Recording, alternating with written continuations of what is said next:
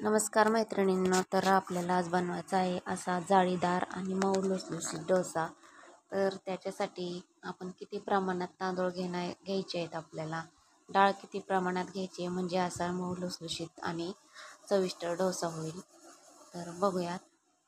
हे बघा, इथे मी घेतलेले आहेत 2 ग्लास तांदूळ घेतले होते आणि उडदाची डाळ घेतली ती अर्धा ते पाऊण ग्लास। 2 ग्लासला अर्धाच्या वर म्हणजे पाऊण ग्लास आपल्याला उडदाची डाळ घ्यायची आहे। ही सकाळी मी भिजत घातलं होतं, सकाळी 8 साडेआठला भिजत घातलं होतं, संध्याकाळी 9 वाजता मी हे काढलं आहे आणि मिक्सरला हे मी बारीक करून घेतलं आहे बघा। तर आपल्याला हे 6-7 तास भिजवलं तरी, आता उन्हाळा दिवस आहे त्याच्यामुळे जास्त भिजवण्याची गरज नाही आहे। मी संध्याकाळी वाटून घेतलं आहे बघा। आणि दुसरी गोष्ट म्हणजे ह्याच्यात आपण करताना आपल्याला ह्याच्यात सोडा विनो हे काही घालायचं नाही आहे आपल्याला। ह्याच्यात अशाच आपल्याला जाळी पडणार आहे आपल्या डोश्याला, अशाच पद्धतीने फक्त आपल्याला मीठ घालायचं त्यात। आणि मी हे घेतलेले आहेत बघा, थोडेसे पोहे घेतलेत, 1 वाटी पोहे घेतले। ते पोहे मी 10 मिनटं भिजत ठेवले, नंतर त्यातलं पाणी काढून घेतले आणि ते पोहेसुद्धा मी मिक्सरला बारीक फिरवून घेतले। जेव्हा मला वाटायचं होतं त्यावेळेस मी पोहे भिजत घातले होते आणि या बॅटरमध्ये मी पोहे पण मिक्स केले। आणि आता चटणीची तयारी बघा। तर चटणी करण्यासाठी मी इथे घेतलेला एक नारळ घेतला होता। मला ती खोबऱ्याची चटणी करायची होती, पण नारळ खूपच कडक होता, त्याच्यामुळे शेंगदाण्याची चटणी करायची ठरवली।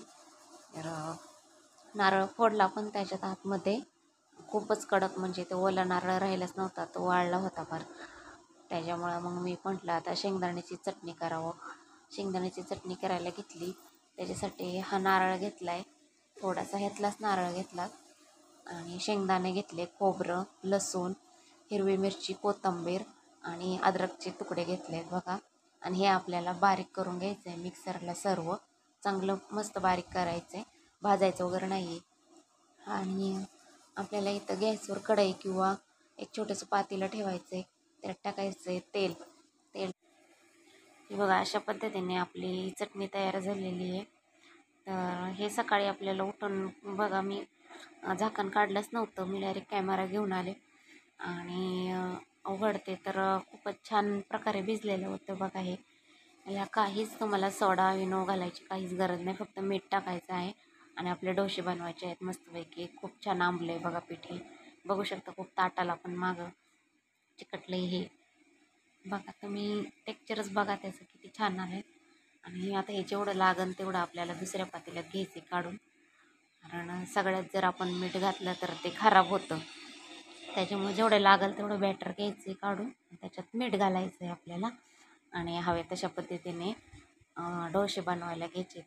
सगळ्या बॅटरमध्ये आपल्याला मीठ एकत्र करायचं नाही आहे, तर बॅटर म्हणजे असं फ्लफी झालं आहे, काहीच त्याच्यात घातलेलं नसतानाही फक्त थोडेसे पोहे भिजत घालून आपण वाटून टाकलेले आहेत त्याच्यात। तर ही ट्रिक नक्की तुम्ही वापरून बघा आणि मग मला सांगा की तुमचे डोसे किंवा इडल्या तुमच्या कशा झाल्यात ते। तर या पद्धतीने मी केलं आहे आणि ह्यात थोडंसं मीठ टाकून घेतलं आहे चवीपुरतं, जे मी बाजूला करायसाठी घेतले होते त्याच्यात। आणि मी याची डोसा बनवला आहे बघा, खूप छान, म्हणजे चवीला पण खूप छान झाला आहे हा डोसा, जसं दिसतोय तसाच झाला आहे। आणि मी त्यात पॅन ठेवला आहे, माझा लोखंडाचा पॅन होता, जास्त गरम नाही करायचा, नाही तर डोसे करपून जातात।